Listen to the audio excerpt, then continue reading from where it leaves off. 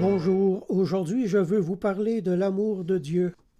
Mère Teresa a dit « La plus grande pauvreté du monde n'est pas le manque d'argent, mais le manque d'amour. » L'amour, ce n'est pas quelque chose, mais quelqu'un, car Dieu est amour, et Dieu est une personne. L'Évangile n'est pas seulement une grande morale à pratiquer, mais c'est bien davantage une personne à aimer, la personne de Christ. Jésus est le chemin qui mène au cœur de Dieu. Aimer Jésus-Christ, c'est nous assurer l'amour de Dieu en retour. C'est une absolue garantie. Le père Cossette a écrit « Le paganisme n'avait jamais demandé que l'on aimât ses dieux. Il suffisait de les craindre pour leur être agréable. » Jésus, le premier, a introduit l'amour dans les rapports entre le ciel et la terre. Mère Teresa a encore dit « Beaucoup de gens meurent dans le monde faute d'un morceau de pain, mais il en meurt bien davantage faute d'un peu d'amour. » Jésus a dit « Celui qui a mes commandements et qui les garde, c'est celui qui m'aime.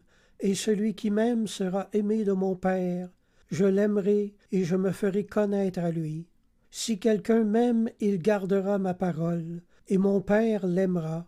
Nous viendrons à lui et nous ferons notre demeure chez lui. » Nous avons tous besoin d'amour pour vivre, surtout celui de Dieu.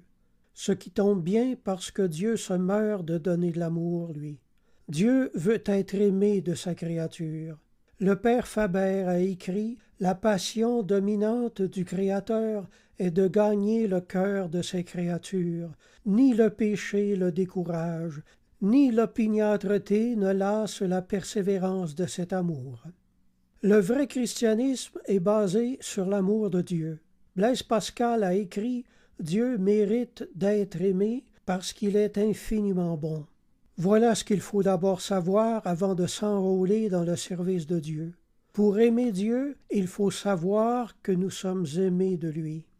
Jésus a encore dit « Comme le Père m'a aimé, je vous ai aussi aimé. Demeurez dans mon amour. Si vous gardez mes commandements, vous demeurerez dans mon amour, de même que j'ai gardé les commandements de mon Père et que je demeure dans son amour. » Frères et sœurs, quand on est un vrai chrétien, quand on se réveille le matin, on se réveille dans les bras d'un Dieu d'amour. Quand vous serez fermement convaincus de l'amour paternel que Dieu vous porte, vous triompherez de tout.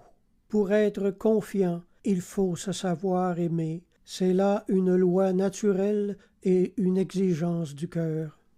Dans sa première épître, l'apôtre Jean a écrit « Et nous avons connu l'amour que Dieu a pour nous, et nous y avons cru. » Âme de peu de foi, pense à ce que c'est que d'avoir été aimé de toute éternité, d'avoir été choisi pour vivre sur la terre et ensuite vivre de cet amour et le rendre aux autres autour de toi. Si vous avez été touché par ce message et que vous voulez ce que nous avons, je vous invite à fermer les yeux et à prier avec moi. Mon Dieu, j'ai cherché l'amour au mauvais endroit. Les hommes sont si pauvres en amour. Ils ne peuvent donner ce qu'ils n'ont pas. Tu es le Dieu d'amour et tout véritable amour émerge de toi. J'ai besoin de ton amour, de me sentir aimé par toi. J'accepte donc Jésus-Christ comme Seigneur et Sauveur. J'accepte son amour. Et afin que cet amour demeure sur moi, j'accepte de marcher désormais dans ses commandements. Amen. Je vous encourage à vous procurer une Bible et à en faire la lecture quotidienne.